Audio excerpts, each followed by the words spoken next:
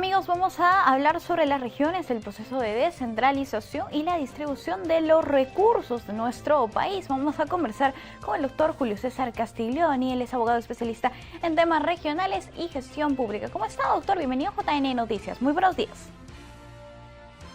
Buenos días, un placer, a su servicio. Gracias por acompañarnos, doctor. El proceso de descentralización que se inició en el año 1998, ¿cómo ha distribuido los recursos? ¿Cómo han sido las transferencias de partidas y la toma de decisiones de los gobiernos regionales? Si hablamos de transferencia de competencias y transferencia de recursos, sí se ha avanzado en forma importante. El problema es que en esta distribución del Estado peruano de corte horizontal, vertical, de arriba hacia abajo, gobierno nacional, gobiernos regionales y gobiernos locales, los gobiernos regionales no han estado y no están en la capacidad suficiente de saber administrar en forma eficiente los propios recursos. Yo tengo, por ejemplo, acá un anexo que publicó el diario oficial El Peruano sobre el canon minero. El departamento de Ancash es el que más ha recibido y ha recibido 72.000 millones de soles solamente en canon minero. Y es un departamento por el cual se ha hecho muy poco, porque todos sus expresidentes están en la cárcel y el actual también está en la cárcel. Y está gobernando el vicegobernador. Ha habido un problema de su nacimiento de los gobiernos regionales. Y esto es culpa del señor Alejandro Toledo. El señor Alejandro Toledo llevó a cabo elecciones en los departamentos y geográficamente no existen regiones, lo que existen departamentos, y en cada departamento existe un gobierno regional. Por eso siempre nos confundimos y decimos el gobierno de Lima Provincias, el gobierno de Ica, el gobierno regional de Tumbes. No, sigue siendo departamentos porque no se crearon nunca las regiones. Antes se hablaba, cuando se estaba discutiendo el proceso de descentralización, se hablaba de unas regiones macro y, por ejemplo, se hablaba de un modelo de regionalización y descentralización que era Arequipa, Moquegua, Tacna y Puno. Era juntar varios departamentos para formar una región, que es un concepto geográfico, conforme lo establecía Javier Purgar Vidal, nuestro mejor geógrafo que hemos tenido en la historia del país, quien crea los 8 pisos ecológicos, y en consecuencia esto no se dio. Toledo lo que hizo en forma apresurada es convocó a elecciones en cada departamento y cada departamento ahora tiene su gobierno regional. Claro. Esto va a retroceder imposible.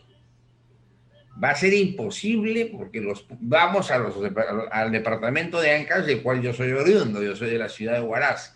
Vamos a decirle a los huaracinos que compartan el canon de Antamina, que sale en el distrito de San Marcos, en la provincia de Huari, que comparta con Huánuco, porque la idea era juntarlo con Huánuco, que solamente tiene una fuente de subsistencia a la agricultura y el tráfico ilícito de drogas. En consecuencia, ya no lo van a hacer, no van a aceptar. Lo que podríamos crear más adelante son macroregiones, pero con presidentes y sedes alternadas. Claro, señor, es decir, cada uno... Sí, doctor Castiglioni, ¿por qué cree usted que los gobiernos regionales actualmente no están en la capacidad de gestión, de gasto, de inversión? Y claro, esto se evidencia en la cantidad de ejecución presupuestal que ellos reportan anualmente, que en el año 2019, por ejemplo, no superaron ni la valla del 55%. Así es. ¿Por qué? Porque hay una incapacidad en cuanto a las personas que se postulan para estos cargos y poder gerenciar. los responsables de esto son las propias organizaciones políticas. Y yo tengo aquí una lista de los presidentes de los gobiernos regionales que han sido condenados, que la encabeza pues el señor Vladimir Cerrón. ¿De cuántos estamos hablando? ¿Perdón? ¿De cuántos gobernadores presos o con sentencia estamos hablando? Estamos hablando que aproximadamente estamos hablando de 15 presidentes, expresidentes regionales que han estado presos o han estado en la cárcel y condenados. Y aquí sí hay que ir a una reforma constitucional en ese tema, que las personas que han sido condenadas en agravio del Estado no deberían volver a postular. O sea, ¿por qué? Porque han medrado las arcas del Estado. En consecuencia, al no estar preparadas estas personas y las organizaciones políticas, no tener, y los movimientos regionales, no tener una capacidad de poder capacitarlos a sus candidatos a los gobiernos regionales y a sus funcionarios, en consecuencia, tenemos un mal manejo de los recursos e incluso tienen que devolver al erario nacional el dinero que ha sido transferido. Claro. Entonces, aquí lo que han fracasado son los gobiernos regionales y los partidos políticos y las organizaciones regionales en cuanto al manejo de los recursos y más no el gobierno nacional y más no la ciudad capital. Doctor, entonces, ¿qué se puede hacer para solucionar este problema, para fortalecer a nuestras regiones, para tener mejores gestores, menos corrupción en nuestras regiones? Tendríamos que hacer algunas cosas, ponerle mayores requisitos a los candidatos. Yo sé que todas personas tienen el derecho de elegir y ser elegido, pero para ser candidato a gobernador o vicegobernador, pues ponerle mayores requisitos, como por ejemplo, formación que tiene que hacerle el partido, la organización política, en descentralización, en regionalización, que son conceptos totalmente distintos. Descentralización es transferir competencias. Regionalización es un concepto estrictamente geográfico. Y en consecuencia, exponerle más requisitos. La ley orgánica de gobiernos regionales es una ley muy mala. La ley orgánica de municipalidades es mucho mejor y tiene mayores candados que la ley orgánica de los gobiernos regionales. Pese a eso, también los gobiernos regionales no se quedan atrás, los gobiernos locales no se quedan atrás en cuanto a actos de corrupción, y recordemos pues el de Manos Limpias del Chiclayo, que fue un acto vergonzoso que se dio a nivel de Chiclayo.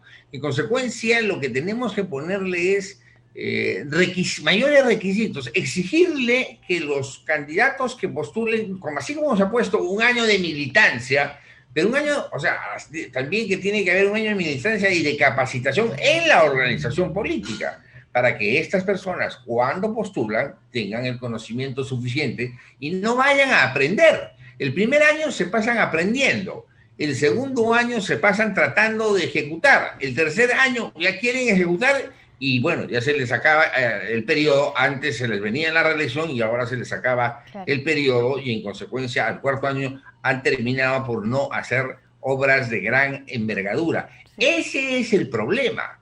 Por eso el Perú profundo, yo soy de la sierra, yo soy del departamento de Ancash, de Huaraz, el Perú profundo reclama de que no se han hecho obras de gran envergadura, pero es por culpa de sus autoridades regionales y autoridades locales. No también, es por culpa de... Sí, pero no se puede negar que también existiría cierta falta de voluntad a nivel nacional, el gobierno nacional, por ejemplo, en el caso del aeropuerto de Chinchero en Cusco, que han gestionado constantemente sus autoridades locales y que finalmente no se ha concretado hasta el momento. Estamos hablando más de 40 años. Sí, pero el problema ahí, usted sabe que la concesión cuando se entrega está en discusión, y había la hermana de un ex primer ministro, ministro de Economía, que estaba comprometida. Yo como presidente de la República tampoco le hubiera dado pase, lo que hubiera hecho es anular ese proceso de concesión y convocar a un nuevo proceso de concesión. Bien, porque señor evidentemente había muchas... Sí, hay mucho trabajo por hacer en ese sentido, ¿no? Respecto a las regiones que reciben mayor cantidad de canon minero, ¿cuáles son? Ancash es la primera que recibe, la que más recibe es el canon minero. Después tenemos Arequipa, y tenemos Cajamarca.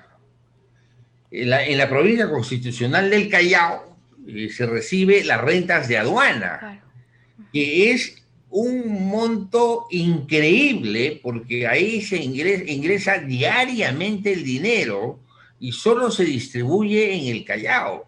Y ahora hemos visto que no se ha hecho gran labor en el Callao.